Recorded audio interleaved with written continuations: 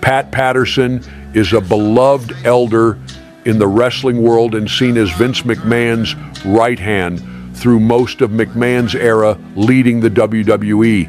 Pat was a pro wrestler turned booker who worked with McMahon during the glory days of Hulkamania and the Rock and Wrestling Connection, all the way into the inception of the modern era when Patterson would pass away. The WWE would celebrate Patterson and hold him up as a beacon of excellence in the world of pro wrestling creativity. And it was near universal praise and genuine mourning from the wrestling world when he passed away. He was seen as a champion of equal rights and truly one of the greats. There was only one problem. Pat Patterson was accused of using his position of power in the worst kind of way.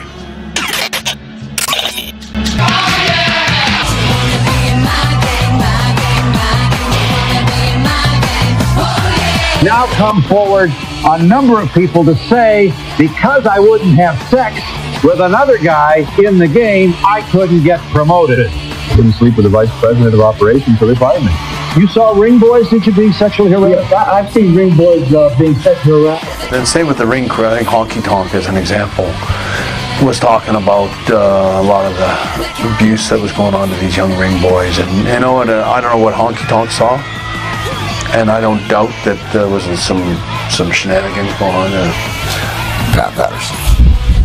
Was he trying to fuck you? Or Yeah. Supposedly, Pat would call Sean's room all night long or knock on his door trying to get him. Sat there and Pat's drinking vodka tonic and I'm pounding beers, and then I switched to vodka because he's drinking vodka. And Pat's telling me stories. He's telling me stories he probably shouldn't have been telling. We've never looked the other way in anything. I'm very happy to confront everyone today with whatever allegation they have. The three individuals about whom most of these allegations are hurled are no longer with the WWF. We have started an independent investigation on our own to get to the bottom of all of this, and that's why we're here today, is to get to the bottom of it. We may even learn something here today my investigators do not know. I want to get to the bottom of it just like you gentlemen do. What would you like to say?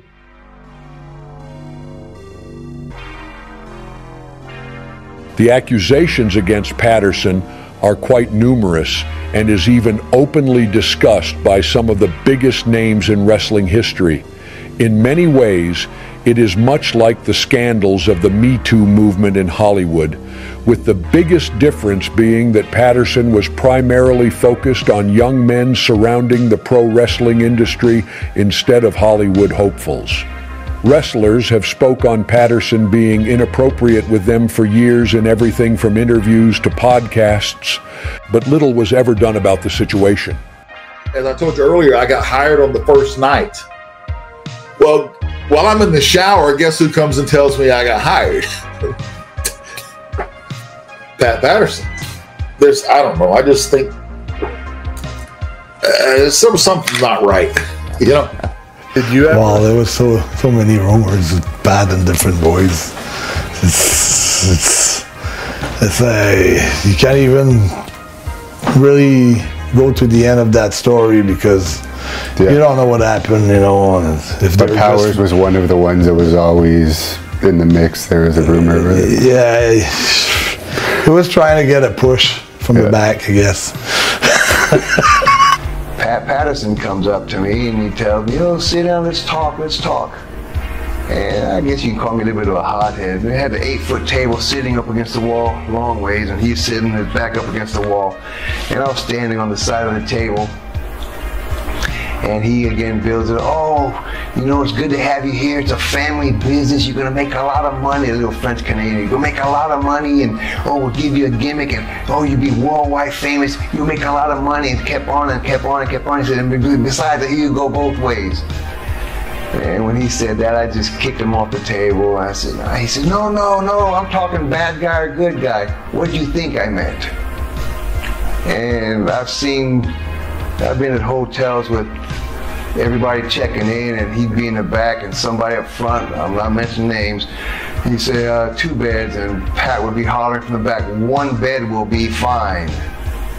And the guy put his head down and said, "1 bed. And it's just like, that was right before all of this happened. And I was like, I'm out of this. Knocked me out, concussion. I was out cold. They carried me back to the dressing room, and finally I came around, and Patterson followed me in the shower, and was watching me. He said, "Oh, I'm gonna just make sure you're okay." I don't know if he molested me or not, but he sure did follow me in the bathroom. I remember that much.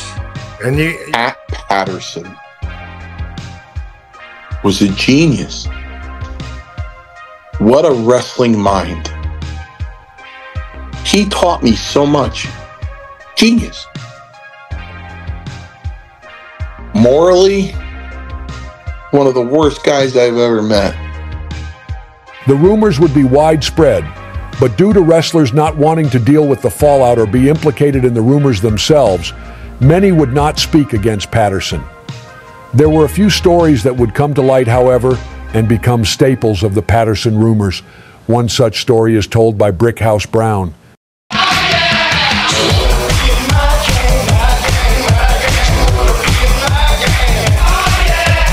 Brickhouse Brown was a rising star of the 80s and early 90s. He was best known for his charisma, but was no slouch in the ring. It was always expected he would eventually land on a big stage, and according to him, he was going to do just that until a fateful meeting in an elevator. And only when I didn't agree to do certain things in the WWE, because I know a lot of people have heard about it, and the fact of the matter is, it is very true about the sexual harassment that they have in the WWE. They prey on a lot of the guys that they feel are marketable, and it goes much deeper than that, because at that point in time, I had been there for a while, and Pat Patterson was a huge fan of mine, and in Cincinnati, Ohio, in an elevator, he said, "Brickhouse," he said, "you know we can make you rich with the swipe of a pen." I said, "Yes, sir, I know." He said, "We're going to give you a hell of a raise, you know," and he said, "You're going to make some money here." And he told me that they had a new character for me to play, which they were going to make me Mr. Chippendale, like a stripper, coming out and do my strip dance and do the tearaway deal. And I got my wrestling tights on, and I'm ready to kick butt. And he goes, "Can you pull that off?" And I go, "Hell yeah, I can pull that off." You know, because they do background checks, and they found out that I used to be a male stripper in college. You know, I stripped for 4 years during college and made money. So you were ready, right? Okay. Yeah. And he goes, "You think you can pull that off?" And I go, "Hell yeah, I can pull that off." And he said, "Well, there's only one problem." I go, "What's that?" He said, "You have to come to my house for some dress rehearsal." And then Pat Patterson proceeded to try to unbuckle my belt buckle in the elevator and give me a blowjob. And he said, "Of course you have to come to my house for some undress rehearsal also." So at that point in time, he was the vice president, and there was no way I could do anything to him. It just shocked the hell out of me. And I had to wrestle Moondog that night, so I actually just, when those elevator doors opened up, you would find I had jets shooting out of my butt getting out of that elevator. Well, I didn't go to Vince because, to be honest with you, like I said before, I was smart enough to know that they had to know what was going on around that, and if I would have went ahead over Pat Patterson, who had no other boss except for Vince, then I probably wouldn't have a job there. And basically, I knew that he would have taken Pat Patterson's side over me at any time because I was replaceable. Brickhouse was one of the few to speak out and even warned other young wrestlers about Pat Patterson.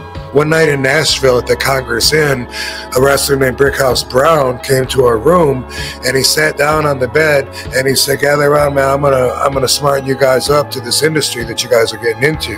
I'm gonna tell you what you're really doing, you know." And he said, "You know, you got a lot of talent. You guys have a good chance to, you know, really make it far. You know, you need to know this." And he proceeded to tell us a story about him being in an elevator in WWE with Pat Patterson, and he said,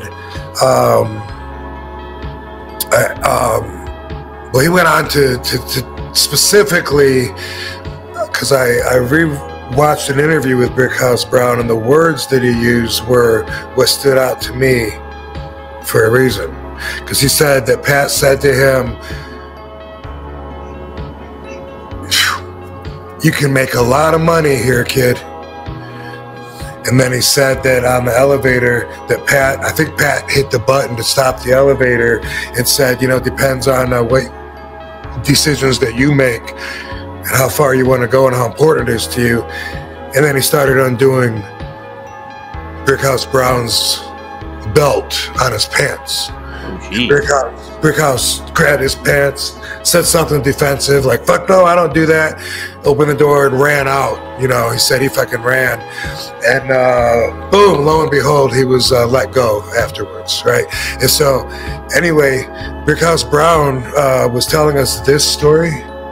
And he was telling us about Mel Phillips, about the ring announcer who was molesting the ring boys. Yeah. Yes, sir. And he was telling us about the steroids, and he was telling us about Terry Garvin. And throughout my whole career, like, I always reflect back on that, you know, like, I hadn't seen him in forever. This is 91. But I always think, like, man, I wonder why he took that upon himself to smarten the four of us up, take his time. Anyway, it was pretty impactful on us. But anyway, that always stuck in my mind. A couple years ago at Cauliflower Alley Club, we got to meet Brickhouse Brown shortly before he died.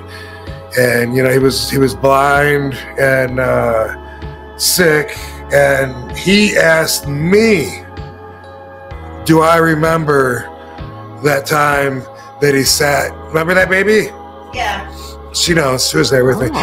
Do I remember that? And I'm like, you remember? Why the fuck would you remember that? You've seen pictures of me when I started out, had the short blonde hair, the blue trunks. That wasn't Rob Van Dam. I didn't think he would even remember I was that same kid. Why the fuck would he? You know? But he was like, do you remember that time you guys came through Nashville? And he said, I sat you guys down and then I told you all this stuff. And then he goes, it all came out, didn't it? It all came out later. And I was like, yeah, you know, yeah, you know, and I mean, we didn't doubt you. We knew you were shooting us straight. The reason that those words were so relevant recently, that when I re-listened to his interview, when I got to WWE in 2001, you know, Pat Patterson was working there. He had been rehired. He was keeping himself, you know, behaving. A lot of the popular wrestlers really liked him, said what a good guy he was, got along with him. First-hand experience, you know, nothing was happening to me, so it was weird to think back about these crimes that are alleged and to think about how could anybody be okay with associating with these people. But sometimes it's just like, it is what it is, you know, and sometimes you can't control everybody that's in the room. And anyway, I remember one time in Pittsburgh, I was at the Mellon Arena. Yeah, home of the Penguins. Yes, sir. I was at the urinal taking a piss, and who walks in behind me with Pat Patterson? Yeah. You know what he says to me? Didn't he say the same thing that he said to Brickhouse? Wow. Kid, you're going to make a lot of money here. You're going to make a lot of money here, kid. And I said, if you say so. And he said, well, wait a minute. What? I don't like the sound of that. I said, yeah, I don't either.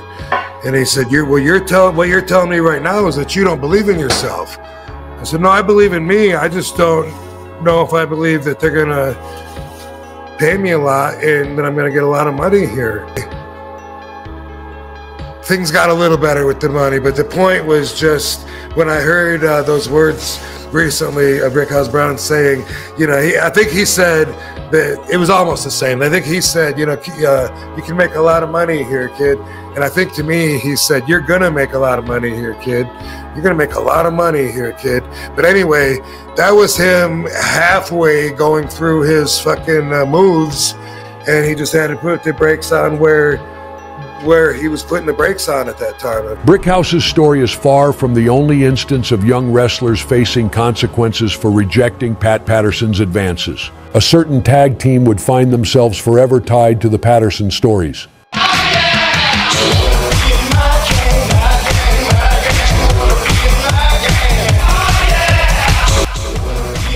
The Young Stallions were a tag team comprised of Paul Roma and Jim Powers. The team were incredibly agile for the time and looked like bodybuilders. They seemed destined for the top of the tag team ranks, but there was a slight hang-up. Often talked about the story of Jim Powers. You know, Jim, really good guy, same thing, good-looking guy, great build, very athletic. We were traveling together and working out together, and we were supposed to get up the next, we had a TV taping, and then the next morning we were going to get up early and go to the gym. I came downstairs waiting for him and didn't show up for breakfast. I went and called his room, and they said he's checked out. Like, what do you mean he's checked out? I thought about like another room or something, because we're in the middle of a tour. And they said, no, he's checked out. And I tried calling, this is before cell phones, this is 1990. So it was several months later, he never saw him again on the road. And a couple months later, we connected up and talked, and he told me, and you know, at the time I had no way to corroborate the story other than what he was telling me. I didn't know him to be a bullshitter. He said that after the taping that night, I think they were getting ready to put the belts on him, Roma, as the Stallions. And he got a phone call, he said, around midnight. I can remember it was the 11th floor. He said that he got a phone call around midnight with a voice whispering, said that if you like your spot and you value want to keep it, go up to the 11th floor, room 11 whatever, that the door would be open and the lights turned out, said go and lay on the bed, someone will come in and service you. Well, he figured it was a rib and just hung the phone up and went to bed. That early the next morning gets a phone call and was sent home, and that was the last time he worked for them. You know, so, you know, again, I can't corroborate the story other than that's what Jim told me. You know, there were a lot of strange things like that went on up there. But Jimmy Powers is another story. Pat wanted Powers something fierce. WWF, I'm trying to figure out a nice way to word this. At the time, WWF, there were some questionable people up in the front office. There was some talk of homosexuality, and I'm sure it's common knowledge to people who watch your videos or hear stories about Vince and Pat Patterson and Terry Garvin, and Jim Barnett was there at the time. So I think it's not something they knew that they're hearing from me. There was a little bit of pressure for me to go in that direction from the office guys, from the office personnel. You know, I don't want to get into the graphic details, but I never succumbed to that. You know, because I told one of the road agents or one of the higher ups up there, and I said, listen, I said, I'd rather pump gas on the Jersey Turnpike because I'm the one that's got to look at myself in the mirror every fucking day. I said, so forget about it. I said, take your offer and shove it up your ass. I forgot how it all went, but basically Jimmy was propositioned, and it was just to lay there on his back, not to do anything, just basically, I'm not going to say this, but basically all he had to do was get, and you know, of course, he turned it down. And then, you know, Jimmy and I are great friends, and we used to travel the road together then. And he was like, because Jimmy was good, a good worker, and very good, and built good looking guy. He had everything going. And I asked him one time, I said, I wonder why they're not using you better. I mean, you got the looks, you got the charisma, you got everything. And he goes, I think it's about that time I didn't do that. And he goes, man, if I just had it to do over. Second guess not laying there and taking one. Not taking one, you know, backside. I mean, just getting blown. Well, yeah, I declined it. But what happened was this one particular individual was, he was working me before I knew what working was. Right. And he was accepting the ring. And, you know, he built it up like, hey, listen, Jim, I got to speak to you about something. Hey, listen, Jim, I got to speak to you about something. Listen, Jim, I got something for you. I got something for you. And I'm thinking, okay, this is going to be good news, you know. And here we were in Toronto, and Holiday Inn, and where all the boys used to go to the bar, and the bar was packed because, you know, all the marks knew that we were there, and it was just fucking. So that was, and the music is blaring, you know, disco music or whatever it was, and you know, that was a particular time that he calls me over and he goes, Jim, I want to discuss this. What I've been trying to talk to you, what I've been telling you about for the last couple of weeks. So he was like building me up. So he told me that he had some work for me where I could make some money. I said, that's great. I'm looking to work. I said, I want to make some money. Well, the work he had in mind for me wasn't nothing to do in the wrestling ring. So that's when I told him, I said, I'd rather pump gas on the Jersey Turnpike. We were getting a push. Rumor had it that he was propositioned. And he opened his mouth, complained about it, thinking he was going to get further, and he got less. So, I don't know how true it is. he would have to tell you better than me. The way Roma got away with it is they set him up in Canada, and they kept popping him. Oh, well, Pat's going to come after you. Pat's going to come after you. Pat's going to want you. Pat was behind him, and Roma didn't know it. He goes, let me tell you something. Any man touches me inappropriately, I'm going to knock them the fuck out. He's screaming.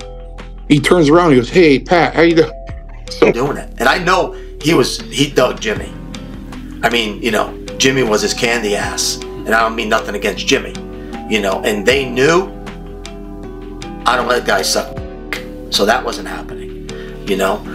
And I'm not saying they sucked Jimmy, but, you know, they had a better shot at it.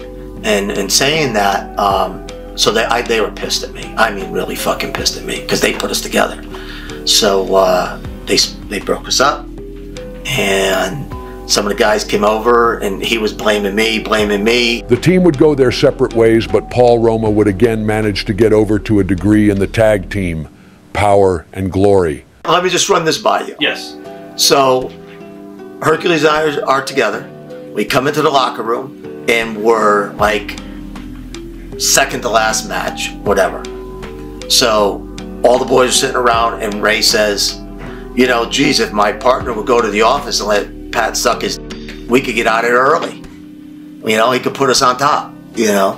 And that was the big joke. All right. So I said, well, I guess we're going to be last every fucking night then. And then everybody started laughing, you know, because they knew. Maybe a couple months, I got a call from Jim Troy, who used to be Vince's right-hand man at one time. And Jim Troy, it was brought to his attention by Piper. I think it was Piper went to Vince, but Jim Troy calls me because Vince told him to call me. I said, Jim, he says, I understand the f***s up here have been trying to work you. I said, work? No, I said, I didn't know what work meant. Right. I was just so green, you know.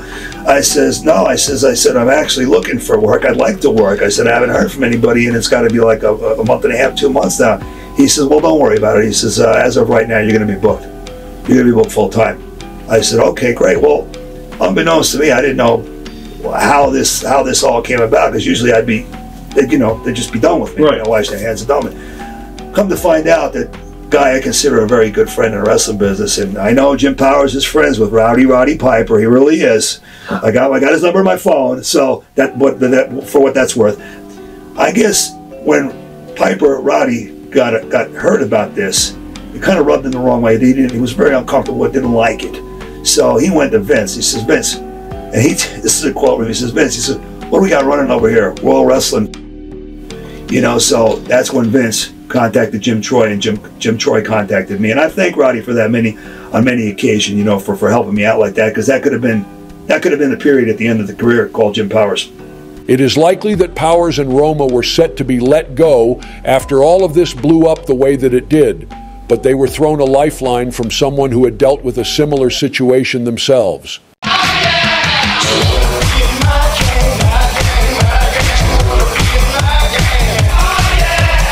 Roddy Piper is one of the more famous men to have put accusations on Pat Patterson. He is a legend of pro wrestling and even saw a lot of fame in Hollywood.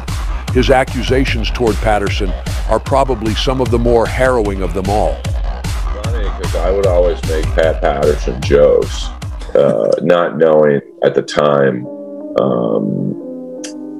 you know, of the alleged trauma. I mean, I personally think something happened just because there's one interview. Pat Patterson doesn't like me. It's a shoot interview, which you can find on YouTube. When again, in the Olympic Auditorium, I was, 21. That's worth it. But anyway, Roddy Piper, if anyone knows about Roddy's history, Roddy was a street kid. Roddy was out on his own from the age of 16, maybe younger. You know, since I was 15, I've been in this business. When you're young in this business, it can be very difficult. So maybe Roddy, I think I don't want to say anything. And Roddy had to do whatever he had to do to survive on the streets. You know, Roddy was a survivor. Hey, you know, probably my fault. I was a pretty little kid, believe it or not, one time. And YouTube, I'm forgetting who did it, and the guy asked Roddy about Patterson, and you could see Roddy's demeanor change instantly. My bad. Were you forced to? No, fuck that. No. It's just, it's a hard business. Like, it went from pretty happy in the interview to sunken shoulders, and like all the color got out of his face. So I think there's a reason that Roddy had that reaction. The Piper story is one of the stories that stick out more than others because of the emotion behind it and how he tells the story. Piper would go on to accuse other top executives in WWE of doing similar actions, including Lord Alfred Hayes. Piper wouldn't breach the topic again after this, and unfortunately passed away in 2015.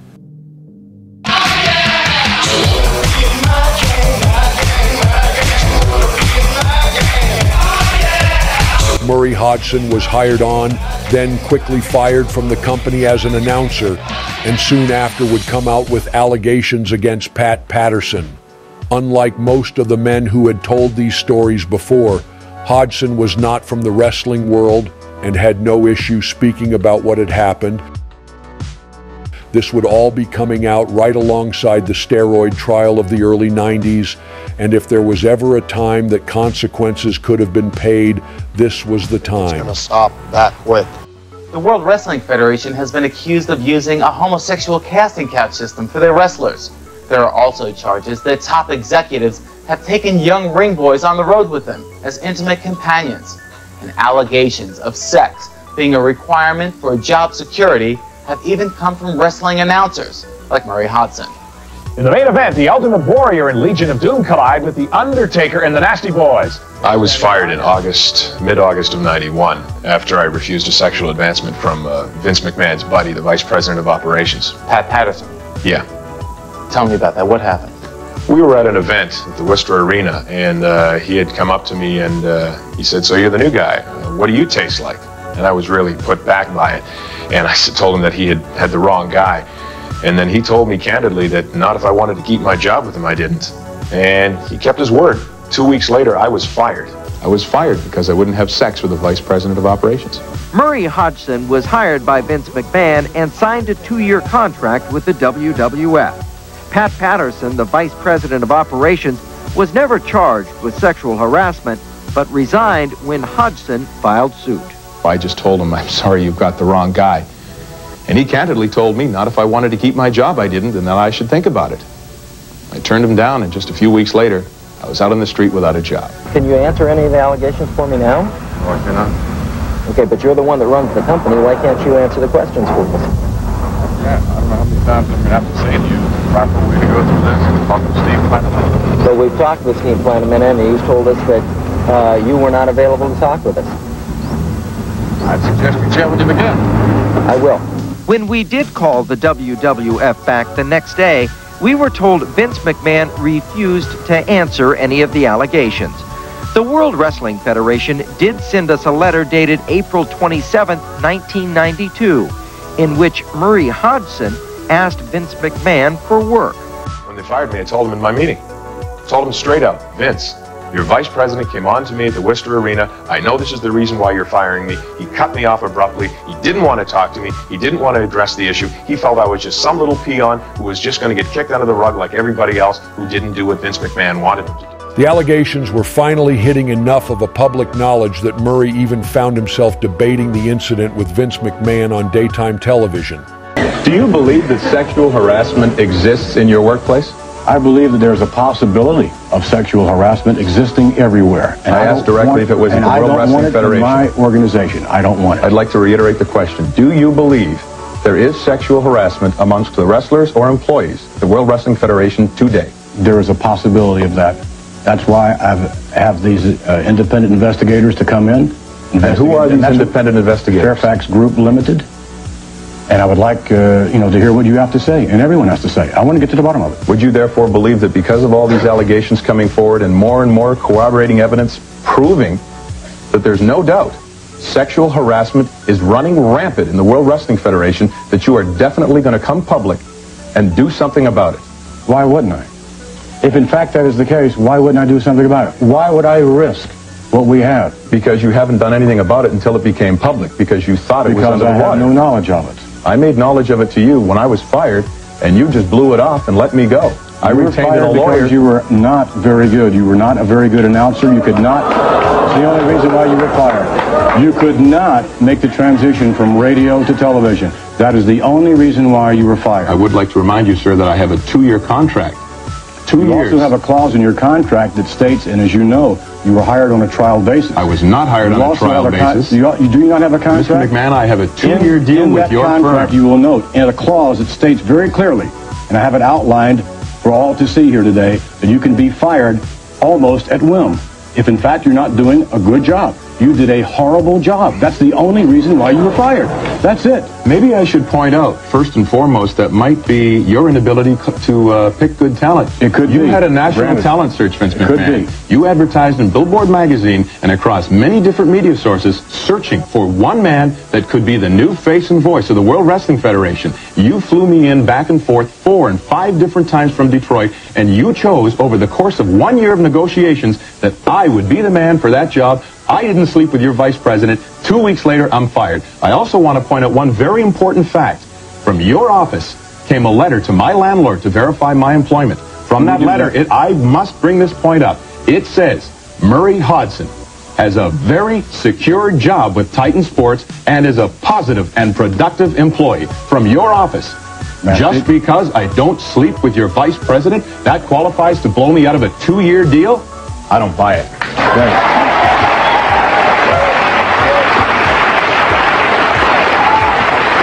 Well,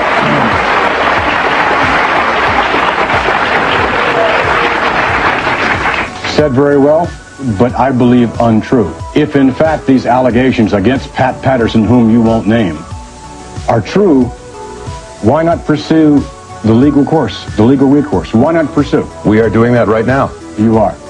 And you are aware that you waited 6 months after you were let go to bring these homosexual charges against Pat Patterson.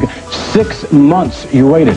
Why? September 14th. If in fact you were fired on the spot, if you were fired for incompetence, all right, why didn't you say right then, why didn't you say, hey, look, Vince, your vice president made a pass at me. You never told me that. No one had any knowledge. Human resources had no knowledge of that. Rene Dubose was waiting to hear your story. Why did you wait 6 months? You asked me for $160,000 today, otherwise you were coming on this program. I'm happy you're on this program. Mr. McMahon, do not try to deflect the truth here. First and What are you foremost, asking for? How much money have you asked for? I have never asked for any amount of money from you. You have tried to buy me off to shut up so I wouldn't come forward and tell of these allegations that's running through the World Wrestling Federation. Your attorney should be consulted. My attorney, on September of 1991, came forward to you with a letter addressed to you, telling you exactly what happened and that I was discharged wrongfully. I had a 2-year contract and that you too were well aware of the fact that there was a homosexual advance made against me. Don't tell me I waited 6 months. 3 weeks later, I was on your rear end. 3 months later? 6 weeks later. No. The only reason we waited a little longer was because you continued to try to negotiate to buy me out, and I wouldn't allow it. The fact of the matter is, if you look into this man's past, the fact of the matter, if you will look into your I don't think we should bring up the past. I guess not. The Okay, issue at sure. hand All here, right. Mr. McMahon, Okay. is one thing and one thing only. You addressed on Larry That's King not the Live only issue. Friday. Friday the on only issue. CNN, you went on and you said that I never worked for the World Bodybuilding Federation. I am on a video that is sold around worldwide. True, your my voice voice. is. So you told the country that I didn't work for the World You Wrestling weren't Federation. employed. Say you were a freelance and you were hired. Well, of course not. All right. But you weren't Second of all, make the you point. said you fired me. You didn't fire me. John Filippelli not only gave me the letter, but he also fired me. John felt so bad that I was being released that he allowed me to stay at his house if I wanted to and be with his family until I could find further place to live. And that's, my friend, speaks to all of the good deeds and good people throughout the World Wrestling Federation. We're talking about 3 people here.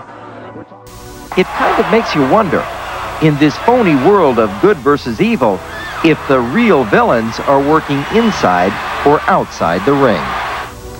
Murray Hodgson's lawsuit against Vince McMahon is expected to go to court this summer.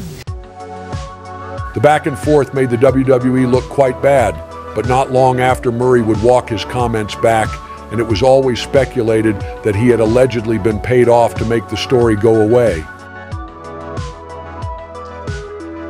Though Murray had walked his comments back, there was another scandal coming to light that remains one of the most troubling in wrestling history.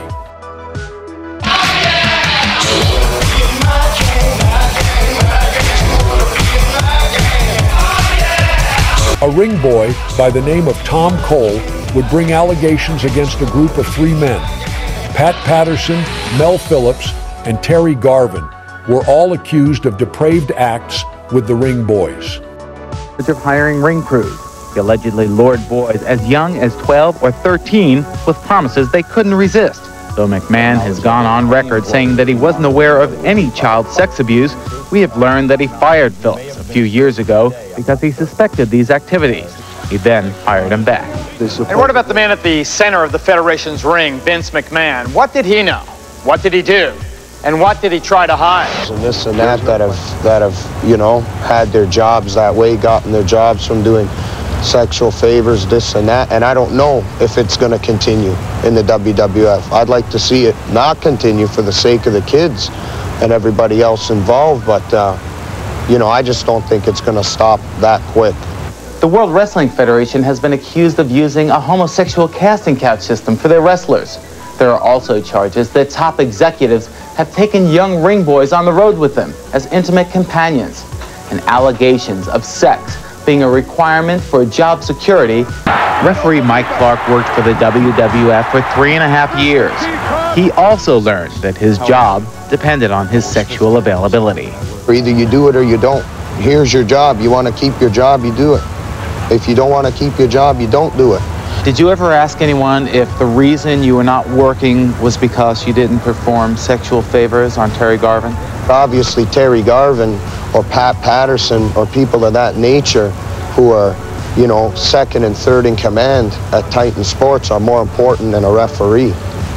So, if, you know, something happened to me, I felt it the whole time that it was due to this, that I wasn't working anymore. If people like me and people like everybody else who works in the wrestling business knows about this. The very first day I went to work full-time for the WWF back in '87, my boss told me, you know about Pat Patterson and Terry Garvin. You ever have a problem, come to me. He said to me. So if he knew, and everybody else knows, Vince McMahon isn't going to know. We came to the WWF headquarters here in Stamford, Connecticut to try to speak with Vince McMahon about the allegations of sexual abuse by his staff, but we were turned away by his security. I don't know. I don't know. Shortly after the scandal broke, both Terry Garvin and Pat Patterson resigned from the WWF. A few days later, Mel Phillips was suspended. According to this press release, their resignations were not solicited and were accepted by the organization at their insistence. These resignations were made in an extraordinary show of loyalty by these employees to the company. Pat Patterson, Terry Garvin, and a few others, or I'm not sure exactly who they were, resigned from their actual posts at the World Wrestling Federation, who'd been there for a number of years. That reeks of guilt. Sources tell now they've heard both Garvin and Patterson say they are still working for the WWF, that the resignations are just for show. I would say that Pat Patterson, probably Garvin too, some way, shape, or form, they're still with the organization, still on the payroll. If I were to take an educated guess at what's going on, he's probably being paid under the table or somehow being reimbursed through another corporation or something, just like a smoke screen to satisfy the public that something has been done. We've made numerous attempts to talk with Patterson, Garvin, and Phillips over the phone and in person. Mr. Patterson, can you come speak to me, please? It's Craig Rivera from Now Can Be Told. They refuse to appear on camera or answer any questions. And so far, Vince McMahon has refused all invitations to respond to these charges. Hey, what's not so funny, Billy? Tell him. You saw ring boys, did you, being sexually harassed? Yes, I've seen ring boys being sexually harassed. What's a ring boy? Ring boy is a person who's usually employed to put up and take down a ring, travel from one town to another. Age group possibly from 13 to 19 to 20, fluctuates anywhere in between. And you saw what? I saw on one occasion, I believe it was New Haven, Connecticut, Pat Patterson actually grabbed one of these children in the crotch while putting up the ring. I came to the arena a little bit early, walking by the ring to the locker room, and I saw Pat Patterson with his left arm on the kid's shoulder and his right hand in his crotch. I witnessed this for myself. The thing of it is, why not speak up? If I saw something like that, I'd call the authorities. That's what you would do. A 10-year-old boy, you'd call the authorities. Come on. You're not going to let somebody like that get away with that. McMahon said, why didn't they go to the authorities? What you folks don't know is that you don't go to the authorities if you want it because you're merely to get dead. You're finished, kaput, blackball. His father blackballed me all over the country, not for this, for some other issue. Well, let's not bring in that. No, I won't. I'm just sure talking about that there's no union, there's no protection for the wrestler. Very you good. Speak up, you're dead. Vince McMahon may not have been talking to us, but plenty of other people were. Cole was the ring boy who sparked the whole sex scandal when he threatened to sue the WWF for sexual harassment. Vince McMahon found out about this scandal before it had an opportunity to get to court. What he did do was rehire Cole with the promotion and back pay rumored to be in the neighborhood of $70,000. That surprised me because in a conversation I had with Cole, he told me he would never work with the WWF again. I can't show you that exclusive interview with Cole because we were threatened with legal action by Cole's attorneys. They pointed out that we agreed to air the interview after his suit was filed. As we told you, it never was and never will be. That threat of legal action was the start of what has become a giant wrestling match between, now it can be told, and the World Wrestling Federation. Geraldo, you know what I'm talking about. I sure do, Craig. Here are just some of dozens of pages of legal documents, allegations, threats, and bluster sent our way in an attempt to scare us off and prevent this investigation from airing. Allegations of teenage sexual abuse certainly can help business when so much of the audience is comprised of children. Ironically, although they did prevent us from running the Thomas Cole interview, the affidavit filed for that effect by Thomas Cole and his lawyers provides perhaps the best evidence of precisely the kind of abuse this young man experienced. I'll quote from it. The interviews contain graphic descriptions of sexual abuse I sustained between the ages of 13 and 19, most of it between the ages of 13 and 16. This abuse has left me emotionally scarred, end quote. There is also no doubt that this investigation has scarred the already controversial reputation of the WWF, and there is no lawyer on this planet that can stop me from. Gordon implicates two top executives, the former vice president of operations, Pat Patterson, and his former assistant, Terry Garvin, as well as ring announcer Mel Phillips. He told us that Garvin came on to him. About 40 miles out of Amarillo, heading west on Interstate 40, he started proposing that I allow him to perform a certain sexual task on me while I was driving. And, I said, no, I'm not that way. What is your knowledge of the upper management of WWF using their power for sexual favors? If they saw an opportunity, they would grab it. With the ring assistants, the ring boys, I can remember in Chicago, one of the ring assistants who was rather young came up to me and asked me about Terry Garvin. And that he was kind of being harassed and asked for my advice on what he should do. What's your story, Tom? Well, I'm a former pro wrestler. I got out of the business about 4 years ago, but back in 1985 in Los Angeles, California, at the University Hilton Hotel after the WWF had run a card at the sports arena, I was sitting in a bar with, I guess, can I name these people? Sure. With Pat Patterson, Andre the Giant, Dr. Jerry Graham, and Mike LaBelle. He was the Los Angeles promoter at the time, or a former promoter in Los Angeles. Right. And we sat there drinking maybe for an hour or so. I was talking to Pat. I'd known Pat for maybe 6 months. I knew he was gay, but, it didn't matter to me if he was gay or not. And I knew he was actually kind of running the shows in L.A. at the time. I don't believe he was in position as the booker yet. And I asked him... Let me interrupt to say that he is one of the executives who has resigned. Right. Very good, sir. And I asked him what's the chance of using me to do jobs, which means I was a loser. I'm not real big. I never made a lot of money in the business. I didn't really expect to go to the WWF make a lot of money. But you wanted to be in the game. Yeah, I love the business. I started out, I worked for $10 a night sometimes in Tennessee, just to wrestle, just to be in the business. Right. At the time, in '85, I was wrestling in Hawaii, in Mexico, and Southern California. So I asked Pat for, to give me a shot or at least a tryout. He said, well, you got two chances, slim and none. He goes, well, there is one way. and he wanted me to go up to the room with him and have oral sex with him. And I said, "Oh, I'm not interested." And after that, the show, I went to the next show they had at the sports arena. Went down to the dressing room where they'd always let me, I was in the dressing room, friends with a lot of the other wrestlers there. And Pat had me physically thrown out after that, acting like he didn't know me. Right. What brings you forward now?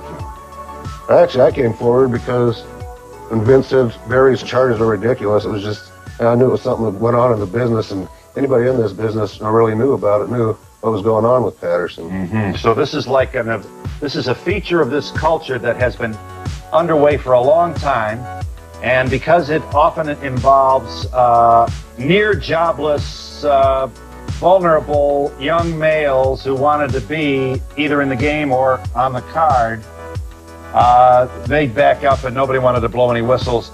And I think, if I may, this also should be said, you didn't get a lot of press scrutiny. Nobody took you seriously anyway. Mainstream press, sports press today doesn't. The three individuals about whom most of these allegations are hurled are no longer with the WWF. We have started an independent investigation on our own to get to the bottom of all of this, and that's why we're here today, is to get to the bottom of it. We may even learn something here today that my investigators do not know. I want to get to the bottom of it, just like you gentlemen do. What would you like to say to him? Anybody? I'd like to say that it's about time, because up until now you've been animately denying that not only that this is taking place, but that and you're saying that you knew nothing of it. And I just find that really difficult to believe. Well, there's no reason. How do you find it difficult to believe that I knew nothing of it? Why would I condone this kind of activity and risk this alleged kind of revenue? Because Vince, because you are the king of an empire and you have eyes and ears everywhere. And it is so common, at least the topic of conversation for 3 to 5 minutes every night in the dressing room, because a lot of the guys, they have to put up with it and they hate it, because if they say anything, they're out of a job. I don't believe that to be the case, but there may be some of it. If that's the case, then let's get to the bottom of it. I'm anxious to learn, just as you are. Well, I want to hold some organization. I want an organization that everyone can be proud of. I want to get to the bottom of it, just like you do. This happened to me. I tried to call. I called the WWF offices. You were always in a meeting. They took my number, said you'd return my call. But, you didn't want to talk to me, basically. And I'm sure at the time you didn't know who I was, didn't know what I had to say. But, I tried to explain it to whoever I talked to when I called. And, they didn't want to. This was when, sir? 1985. I don't recall the telephone. Give me your shortest speech, Dave. What's going on here? Why is this serious? I mean, I think we know, but there is a kind of a tendency to chuckle at this. The big boys are playing with each other is kind of ha-ha. And it isn't. It isn't. Not at all. No. Well, tell them why. Tell them why this is. There's so many different issues here, and the as far as like a criminal thing, I think hopefully everybody in this panel wants just the truth to come out, and I don't know what the truth is. We all hear different versions of the story, and we just want to hear the truth. Very good. So that's fine. 22-year-old Tom Cole was hired as a ring boy for the World Wrestling Federation when he was 13 years old. For the next 3 years, he says he was sexually abused by his supervisor, Mel Phillips, who Cole says has a foot fetish. And Cole says there were other abusers besides Phillips. I was grabbed on numerous occasions in my testicles and my buttocks by Pat Patterson of the World Wrestling Federation, and Terry Garvin propositioned me when I was 16, offered me cocaine and all kinds of drugs to have sex with him. When I refused, I was let go from the company when I was 16, and then I returned again when I was 19. I was let go again because I refused Terry Garvin's advances. So Cole hired a lawyer and ended up with a $55,000 settlement to cover lost wages. As for Mel Phillips, he was fired from the company. But Cole's family says firing Phillips wasn't enough, and they were at the Stamford headquarters today demanding justice. I would like to see Mel Phillips put behind bars where the hell he belongs. Because he's a child molester to me, and it's enough for him just to step down from his job. He's walking the streets and molesting children. The man should be put in jail. World Wrestling Federation President Linda McMahon says an outside investigator concluded there was no evidence of Phillips molesting employees, but the company fired him anyway. First he was put on suspension pending investigation. The investigation was taking so long. There was so much negative happening with it that we finally told Mel that it was better for him and better for our company for him to go on in a different way. McMahon doesn't deny Phillips had a foot fetish, but she said it had become a joke and was blown out of proportion. You call a man filming your feet for hours at a time and playing with your feet and making you cry when you're only 13 years old and recording it for his own sexual purposes. If she calls that normal, then obviously there's something wrong with her also. McMahon says she took a personal interest in Cole and tried to send him to counseling, encouraged him to get his high school equivalency, and finally offered to put him through Westchester Community College with a promise to come back and work for the company if he passed all his courses. She says she was greatly disappointed when he did none of the above. We took an opportunity to help a young man who, for whatever reason, seemed confused. He seemed troubled and wanted to have an opportunity in life, and we felt that we could help him. It is definitely sexual harassment any way you slice it. You saw ring boys, did you, being sexually harassed? Yes, I've seen ring boys being sexually harassed. Weird, you say? You want weird? Take what happened to midget wrestler, the Karate Kid. Propositioned, he says, by a prominent wrestling executive, then blackballed because he said no. The main reason, though, you didn't work was because you wouldn't go to bed with him. I believe that's the main reason. No criminal indictments have been brought, no lawsuits filed, but the charges are no small potatoes. Some of these allegations are absolutely absurd that have been raised. McMahon insists it's all just a conspiracy to wreck his business. And it just seems as though they're all ganging up on us all at one time. These are people with active design? Yes. They would like to see you fail. No question. The Ring Boy scandal remains one of the darkest ones in the history of the company and was unfortunately soon forgotten, and Pat Patterson was publicly back with the company within months.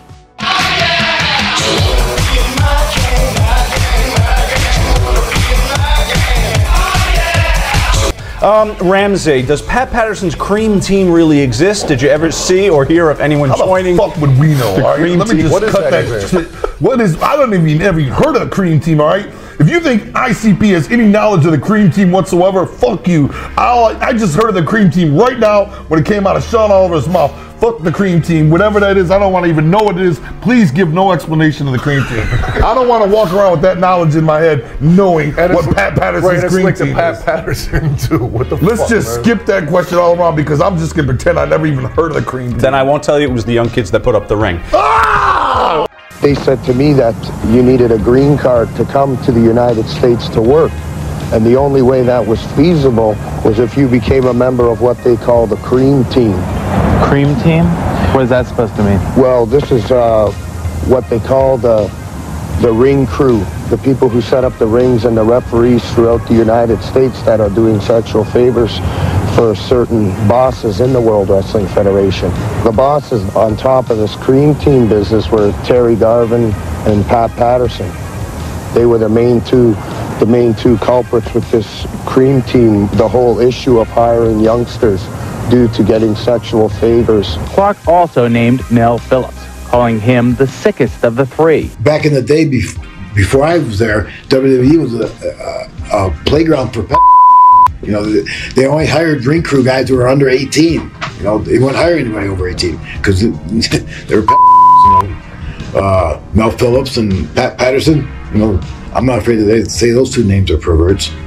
Well, didn't Mel Phillips have to get edited out of like WrestleMania 3 and a bunch of other stuff after that? What was he doing? He'd have kids in a bunch of different towns or something? He had kids in every town, but he was a foot guy where like they'd step on him while he jacked off and stuff, or vice versa, and some sick shit, and he didn't deny it. He just faded away. Fucking gross. Mike Spada, brother, does the ring crew for WWE. F. Not anymore, I don't think. He's from what I heard. Really? Yeah. He only hired young kids, young boys, not kids, boys. They had to be a boy. But Mel Phillips had somebody in every town. That's why he was so notorious. And then Pat Patterson, he left and then was brought back, right? Yeah, but he had his boyfriends with him. He had one guy that looked like Spike Dudley who died a little while ago.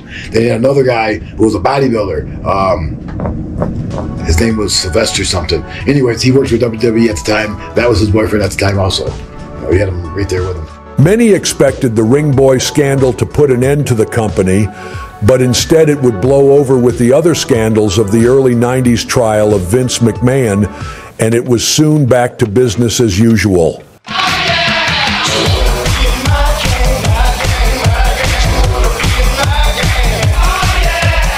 Over the years, more people have come out with their stories of Patterson, including Shane Douglas.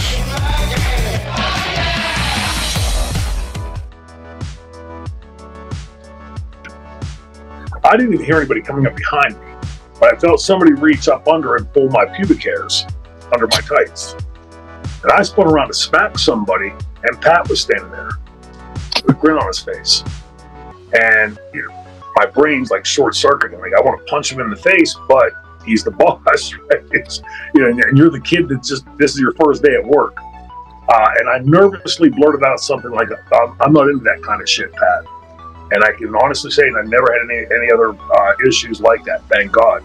But it was fairly common in the dressing room to hear these types of stories. It is very likely that more wrestlers would come out with their stories, if not for an attitude displayed by Dutch Mantell during his discussion on the topic. See, back in those days, it was just a day at the office.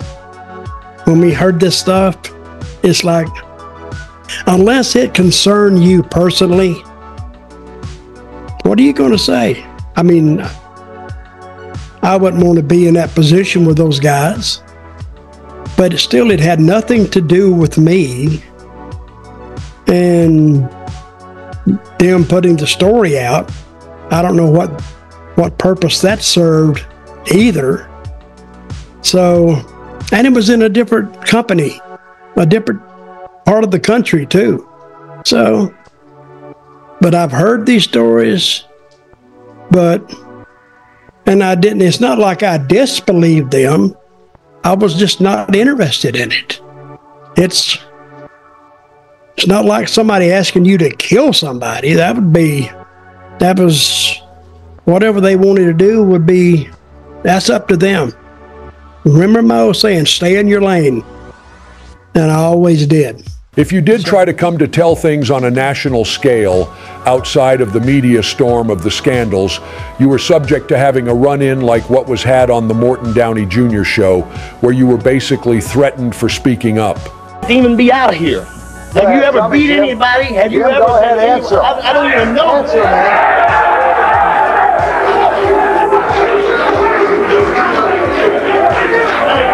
Go ahead, Jim. Well, number one, because of my sexual persuasion, and the fact that I didn't want to participate. He's been in the business 15 years and that never happened to him. How come it happened to you? Hey, maybe he didn't like him. And he's not any prettier than you are. Huh? I guess the promoter didn't like him that way. Did he like you? He must have. Jim, I still don't know what the blade job is. Tell me what that is. The blade job is where they want you to bleed. So you're in the fight, and I told him I wouldn't do it, and he said, "You're not." What are you supposed to do? Cut yourself with the blade? Right, exactly, to produce the blood.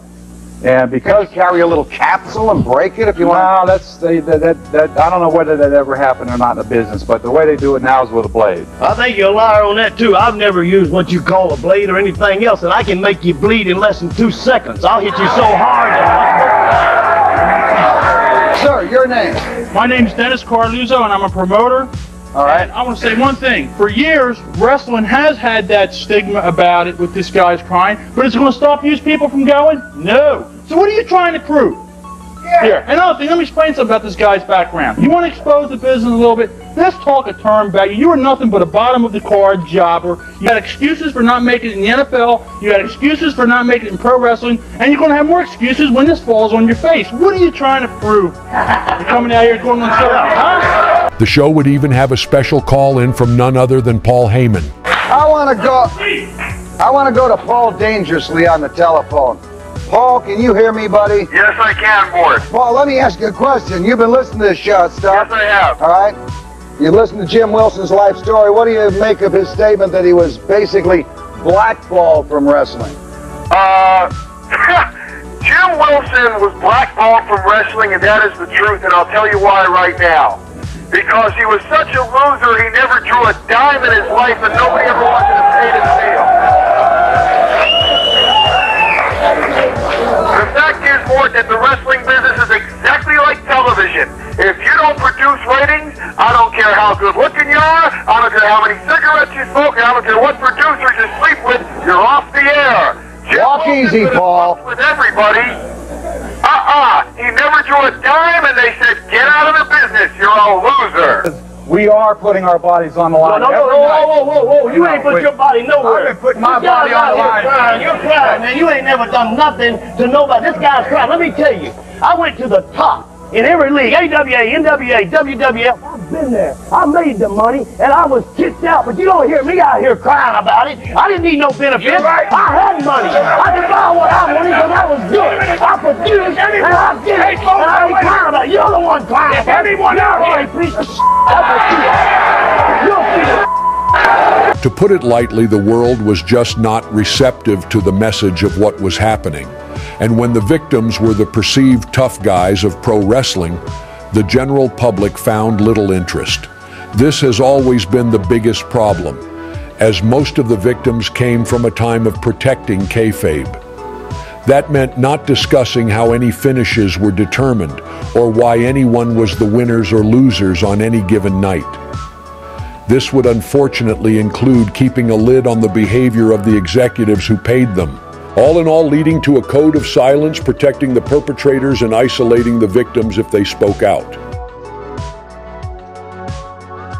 Currently, the late Tom Cole's brother Lee has began a YouTube channel to cover any developments that may come to light about the Ring Boy scandal and has given an open invitation to his platform to any victims of Patterson, Garvin, or Phillips.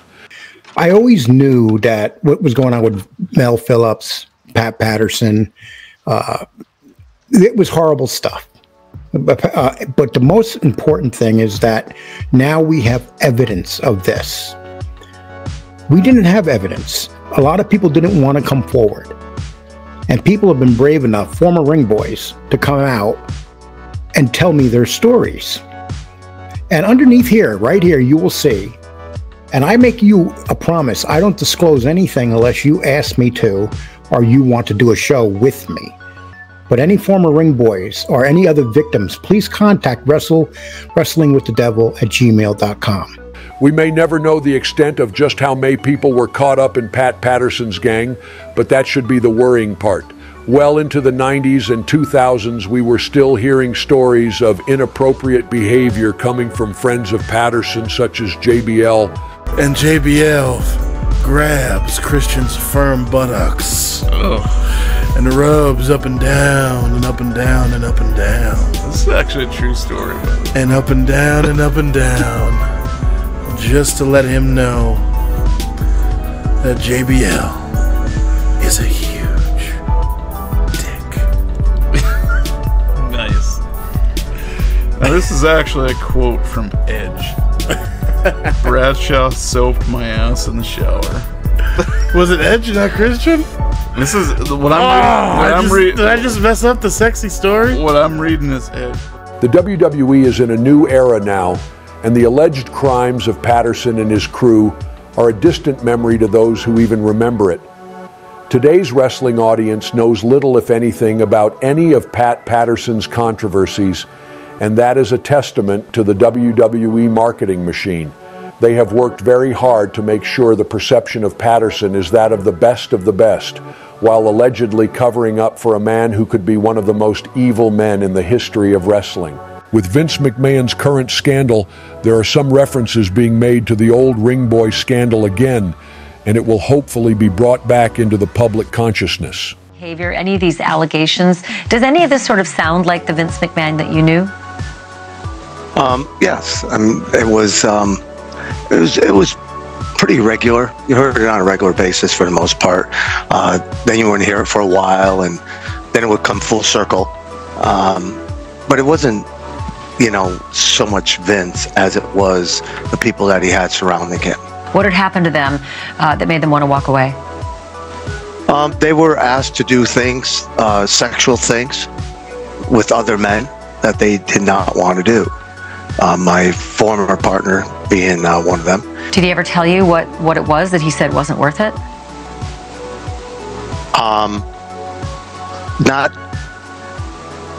He didn't tell me who.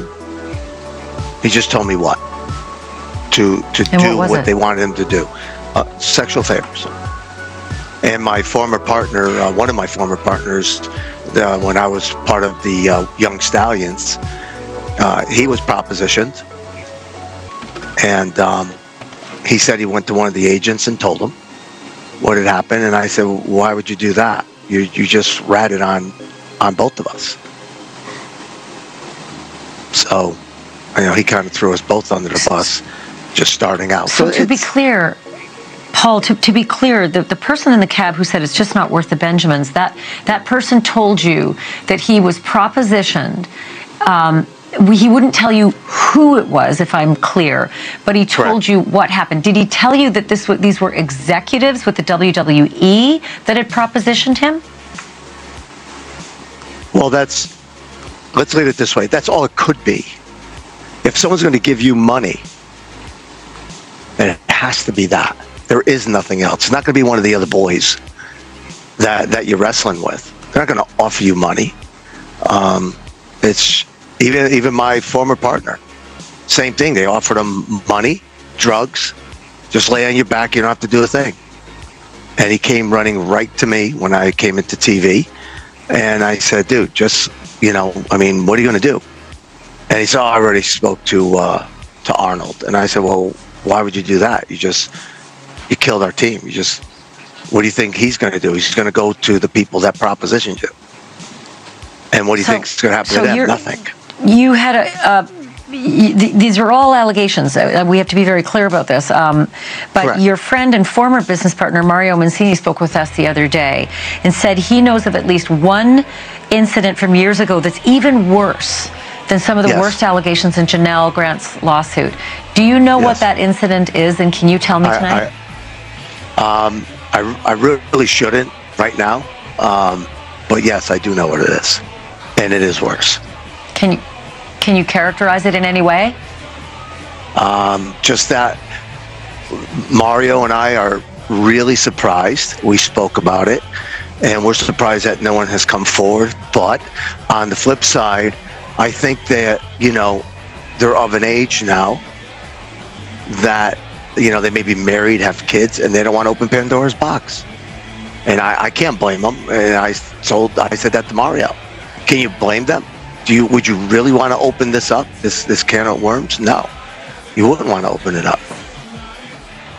Pat Patterson will never have to face his accusers, and that stops this short of having a real resolution. This is one of the instances where all you can do is know about it and hope it isn't allowed to happen again. Wrestling has always been completely oriented around protecting the business, and that is understandable in many ways. But unless wrestling starts protecting men, women, and even children from these kinds of monstrous individuals from within, there isn't a business worth protecting.